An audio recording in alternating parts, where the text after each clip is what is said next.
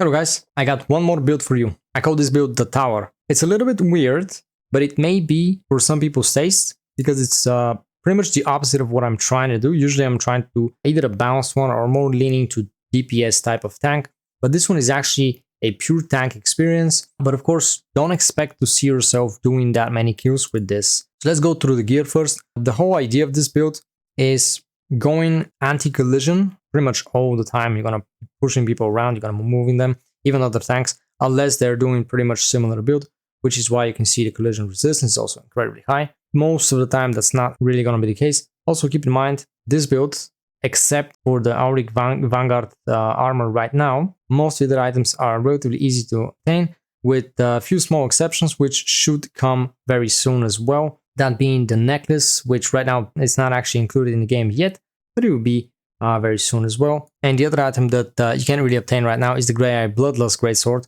but we're going to get into this right now. Of course, in the future, I would assume that the Vanguard armor is going to get cheaper simply because they'll probably add it to more sources, just like they did with Tier 1. Right now, this is pretty difficult to be made, pretty expensive, and you still have to wait for these two items as well. Also, keep in mind, we're running maxed out runes. The mastery level you're going to see that's also maxed out at level 200. So yeah, that's pretty much very end game build, but still, it's worth to mention.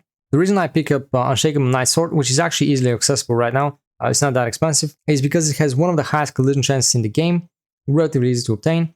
The only other weapon that has higher collision chance is Cornelius' Animated Sedge, which has just about 40 collision chance higher. However, you have a little bit lower total stat points. Even though you're getting a perception, you're losing overall more points. And also the Unshakable Night Sword has a lot of HP going on with itself, including HP from trade. That's why I picked up Unshakable Night Sword.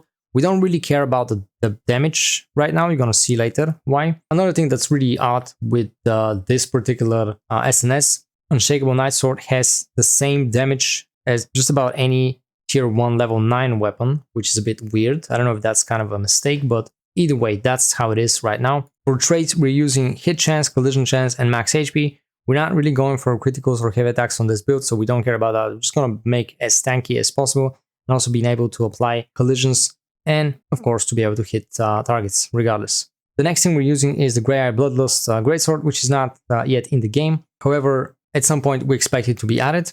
And because the new passive has been changed, now it's actually pretty interesting. Instead of health regen, Da Vinci's Courage, we give 16% of base damage to the party member. That's like a party buff basically, and also increases the duration of the buff. So generally speaking, that's going to be the support part of the build. So we're focusing on support and on being very tanky and controlling the field while not dying at the same time. Another thing that Grey Eye Sword has is the strength once again, which is the main stat. Also a lot of max HP, and you also have cooldown speed, which is pretty good on its own. The traits are max HP, hit chance, and stun chance. Once again, just pushing those as much as possible. Pretty much going in the same stuff with the runes. We're just building up as much as possible collision chance, hit chance, and also some evasions or endurance, depending on the items. Usually you're going to be aiming for double endurance and HP on these, and the gloves would have hit chance as well. Using the same Grieving Vengeance Cloak for more resistances in general. Here you see on some of the items, unlike what usually it's considered meta, they're going to put skill damage boost, but because we're not focusing on damage for this build, I've pushed collision chance as much as possible. On this one, I put skill damage boost simply because I don't think that any of these are that much better. You may consider weakened chance, but generally speaking, that's not exactly the main point of the build. No synergies on the belt and the bracelet. And now you can play around with these to either get collision resistance or stun resistance or any combination between.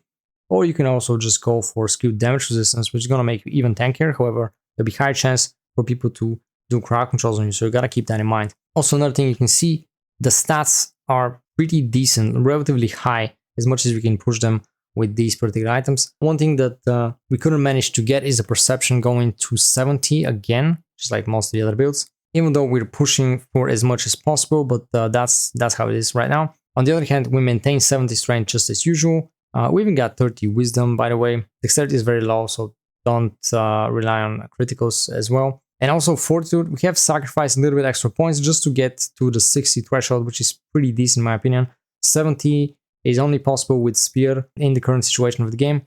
Of course, this is still end game build no matter what. So let's go through the skills. because we're not relying on damage that much. We even removed Vulnerable. So now we have Precision Dash here, we got Shield Strike, Chain Hook, Strategic Rush, Righteous Fury, Da Vinci's Courage, Devoted Sanctuary, Devastating Smash, Wheelbreaker, Counter Barrier, Desperate Clash, and Immortal Pride. And for the passives, we have Resilient Mind, Aegis Shield, Impenetrable, Moral Boost, Robust Constitution, Vital Force, Indomitable Armor, Barbarian Dash. Now, you can play around with these as usual, but because we're running very tanky build, now we can properly, with this build, we can properly run Devoted Sanctuary to help the party members stay alive for a bit longer. You can also change Righteous Fury, which now is changed to give skill damage to the party members. You can actually change that back to damage reduction if you want, depending on the situation. Another help for the party, Wheelbreaker, that will just reduce enemies' defenses, so that's also pretty good. Of course, Da Vinci's Courage for the upgraded version right now. We maintain pretty decent amount of collisions, and we also put Immortal Pride just to top it up, like basically gonna make you immortal for a couple of seconds as well. Look into the spec, as usual you get for Precision Dash Bind, Shield Strike we get Piercing Strike, also Critical Hit Chance, which is basically decreasing the enemy's critical hit chance. Chain Hook doesn't have anything, Strategic Rush is also empty. Like I said, you can change the Bastion to not give skill damage boost, but keep it as damage reduction, but that's really up to you. Da Vinci's Courage, once again, we increase the duration and also get instant healing. But you can also change around and maybe get extra damage reduction. Blood Devotion pretty much gets everything. That's like one of the strongest skills we have. It's going to help our party members a lot. And because we're very tanky, that will allow us to also stay alive while we take extra damage from them that is transferred to us. Devastating Smash, we get the chance increase, increasing the stun chance of the skill. Wheelbreaker will now be area of effect. Counter Barrier, we get cooldown and damage increase as usual. Of course, you don't really need damage increase. We're not relying on damage too much, so you can play around with that, maybe add it somewhere else. Here's Clash, we get a Desperate Clash and also chance increase to apply the collision. We don't need the damage from that as well. Immortal Pride usually gets health regen and all defense to make us even tankier. Going through the artifacts, basically on this one, it just makes sense to go Forsaken Zealot for the full set to get a lot of the extra defense, stamina regeneration, and also the actual effects, which is stacking even more damage reduction when you use it. And the passive one would be 5% chance to recover 30 stamina with 20 seconds cooldown, allowing you to block even more. And then going through the masteries, now you can look at that we're mostly relying on the defensive part, which means that this reduces a lot of our offensive stats right there.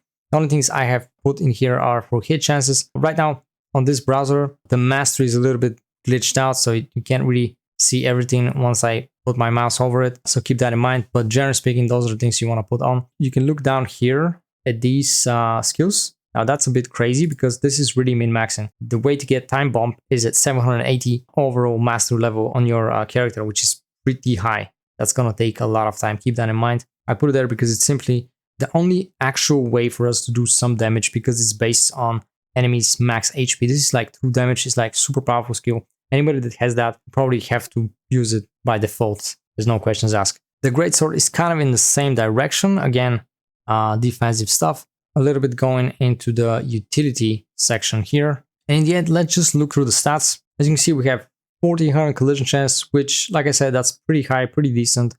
You're gonna be able to apply it almost all the time. The only people that will be able to resist that is people that run actual Nebula accessories, which are not going to be that many people, and it's going to be really difficult to even get them because they're very rare. Even if they're pay-to-win players, those items are just rare anyway. Stun chance is actually a bit lower on this one, so keep that in mind. Max HP is actually pretty good considering that we don't actually stack that much max HP on many things. Hit chance is not super high, but it's usually good enough for the biggest part. As you can see, heavy attack chance is literally negative, so basically you're never going to be able to do heavy attacks. That's fine, we don't rely on damage too much. Critical hit chance, pretty much the same story here as well. Now endurances are going off the roof with this build. As you can see, melee is close to 2300.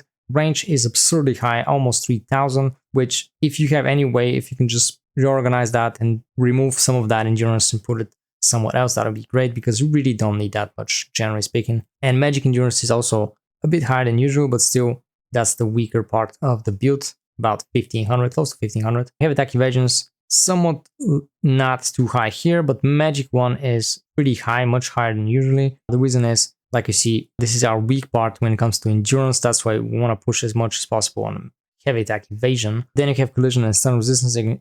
as I said before, you can play around with these combined with skill damage resistance to just optimize it. But this really depends on what kind of situation you're going to be going through. For instance, we can also just change that skill damage resistance, change that to stun resistance. And now you're looking at very balanced, over 1300 on both stun and collision resistance, which is going to be one of the most common crowd controls you're going to encounter. So really difficult to be moved. The other thing that's also not bad on this build is buff duration, almost 60%, which helps out for us to buff our party members for a bit longer as well. And you can see also the defenses are at decent numbers as well.